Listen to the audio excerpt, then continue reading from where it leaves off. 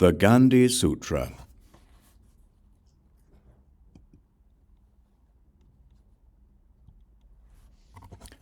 Homage to all the Buddhas and bodhisattvas. Thus did I hear at one time.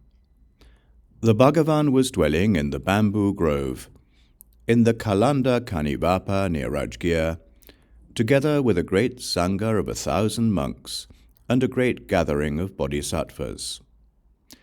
They were all worthy ones.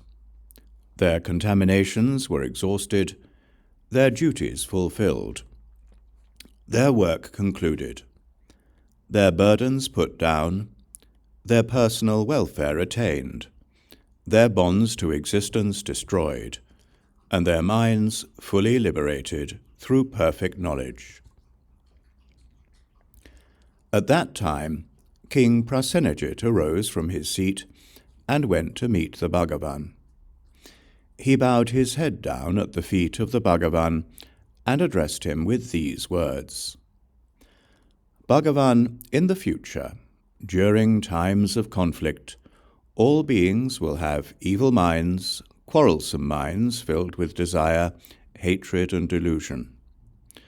While intensely coveting others' possessions and striving to devour one another, they will cause the previous period when teachings were given by the Bhagavan to decline. They will cause the abandonment of the true Dharma. They will go against the Buddha, the Dharma, and those who are free of desire.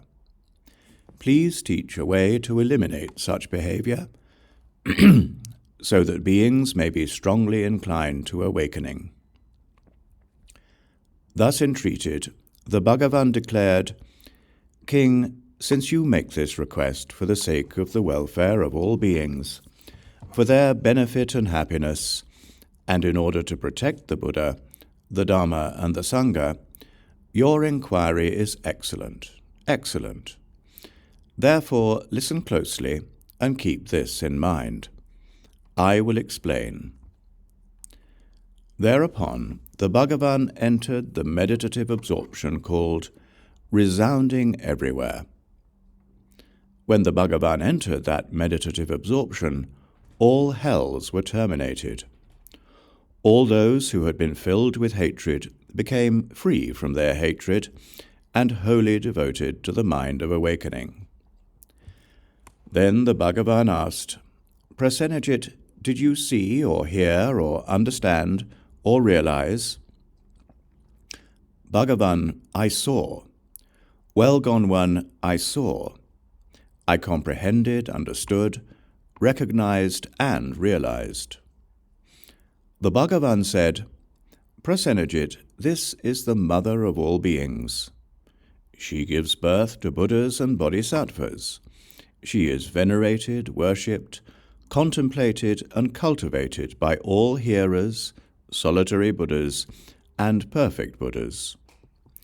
Taking the form of the sound of the perfection of insight, she nurtures all beings.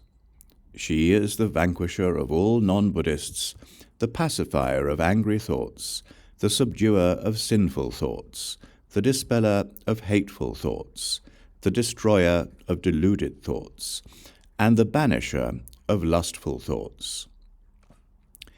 She is the protector of the mind of awakening, the intensifier of the mind of Buddhas, and the supporter for the genesis of Buddhas. She is the destroyer of all fights, quarrels, strife, conflicts, miseries, and all those of bad character who contravene the monastic code. She is the pacifier of sudden illness and death, and of untimely death, epidemics, and so forth. She is the subduer of foreign armies, destroyer of Mara, and dispeller of torments. She is the extender of the fortunate era, bestower of long life and freedom from disease, pacifier of the dread of death, and intensifier of freedom and prosperity. To those who hear this and rejoice, she bestows results like a wish-fulfilling gem. The Mother, the perfection of insight, is present in the form of the Gaṇḍī. Having heard this, deep conviction rose in King Prasenajit, and he entreated the Bhagavan, "Bhagavan, what is the size of this Gaṇḍī? What is its colour? What are its specifications? How is it to be struck? By what is it to be struck? At what time, on what occasion, and for how long should it be struck? How should it be placed?" Thus entreated, the Bhagavan declared, "As for the wood you wish to use, you should investigate with great effort. Sandalwood, Bengal quince, bastard teak, sacred fig, and red sandalwood tree, Indian walnut, palmyra, kingshuk tree, aloe wood, false mangosteen, mango, walnut, myrobalan tree, tintisara, and ashoka. If all of these are absent, you should try the mulberry tree. King, if despite your efforts none of these are present, do not make it. If made without measure and from bad wood, the sound will not emerge when struck. When such a mother of the Buddhas is struck, harm will surely arise in the land. As for the monks in the temple, their minds will thus be discordant. They will be afflicted with disease, and there will be all sorts of quarrels. Non-Buddhists will be empowered, and Maras will likewise come to the fore. Due to many noxious nagas, crops will fail. In that kingdom, many beings will be destroyed. Temples also will be destroyed, and the Dharma will decline as well. Demonic gods will cause unruliness within the Sangha of monks. Thus, knowing all this well, proceed with careful inspection. As for measurements, the small ends should be 8 fingers. Make the main body 84 fingers. Make it 6 fingers in breadth and 2 fingers in height. Using the measurements of finger joints, the measure to the 4 corners is 2 fingers. The perfect balance is made very clear. The 2 ends are like the head of a frog. After that, cut the striker from the same woodblock. Measuring 12 fingers, it is rounded and has mongoose heads at both ends. The size of the handle is also like that. It should be very smooth and evenly ribbed. Thus it is meant to be struck. Below, make a stand for it. Place it above the temple gate, or place it above the central gate. As for its consecration, it is the very stable Dharma body. It is unproduced, indestructible, and primordially unborn virtue.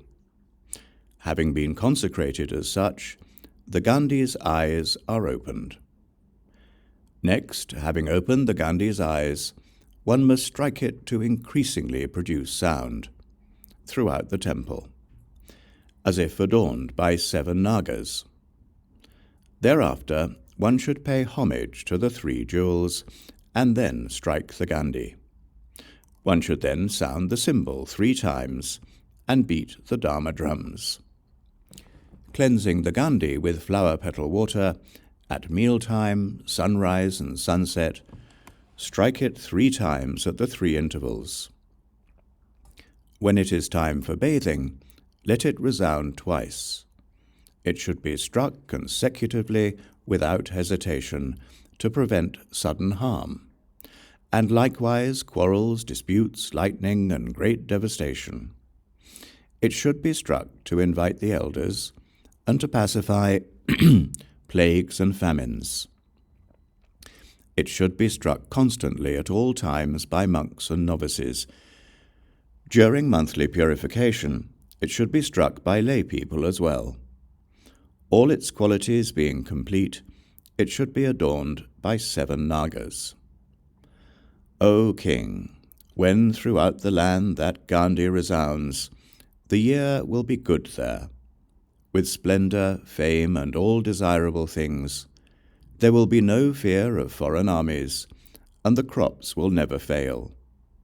With the wealth of the Buddha's blessings, Maras will be tamed there. The Dharma drum will thunder everywhere, right up to the summit of existence. The worlds of hell and pretas will undoubtedly be destroyed. Everyone will have enduring conviction in the Buddha, and everyone will be devoted to the Dharma. There the Sangha will be disciplined, and the wise will flourish as well. Lust, hate, and delusion will subside there. The king will live long and uphold the Dharma, and he will have every happiness. O king, in every temple, when beating the Dharma drum, its sound will be renowned in the pathways of people's ears. Those who hear it 4 times a day will attain spiritual awakening. Those who rejoice from the heart will undoubtedly be free. Hearing just once the Gaṇḍī Sūtra, one will remember one's former lives. Where this, best among sutras, is present, that land will be prosperous. Those who observe it at all times, read it aloud, worship it, and keep it in mind, will be freed from evil. When the Bhagavan had said this, King Prasenajit paid his respects to the Bhagavan repeatedly, and then departed. When the Bhagavan had spoken these words, the entire assembly, along with the world with its gods, humans, asuras, Garudas, and Gandharvas, rejoiced and praised what the Bhagavan had said. This completes the Gaṇḍī Sūtra.